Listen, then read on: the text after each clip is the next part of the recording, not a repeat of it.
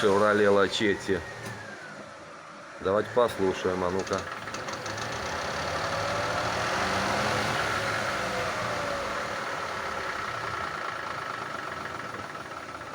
На подшипник не похоже, да?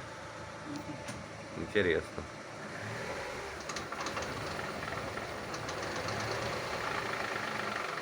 И колесо здесь тоже вот чуть-чуть как восьмерочка, да, есть, вот как восьмерочка.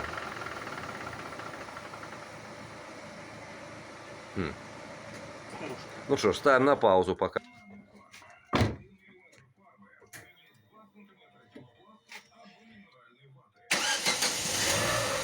Сильно не газуй, потому что не мажь рулевого наконечника, чтобы сейчас не кинуло колодку. Как типа шрус. Типа как шрус тарахтит, да. Ну же, нажми нейтралочку.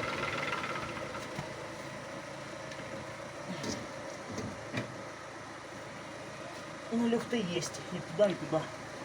И даже люфт великоватый чуть-чуть не бы. было внутреннему. Мне кажется, что это похоже именно на внутренний шрус. Да. И цокот у него такой же, как когда по прямой едешь.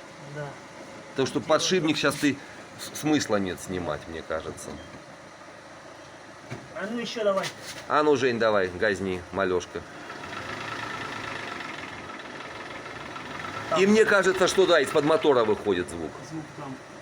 А ну еще, Жень.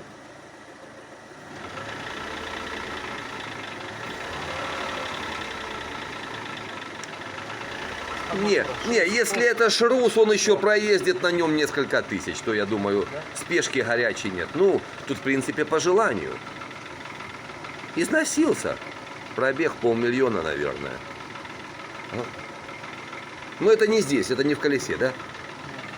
А ну глуши. Глуши, Жень. Глуши пока сейчас все. Чем уже снимаем кино. Вот. А ну. Скоро ты будешь звездой Ютуба, Да, Олежка. А ну. Неожиданно. Слышишь? Это вот в районе шруза. Вот я тебе сейчас подсуну телефон к шрузу.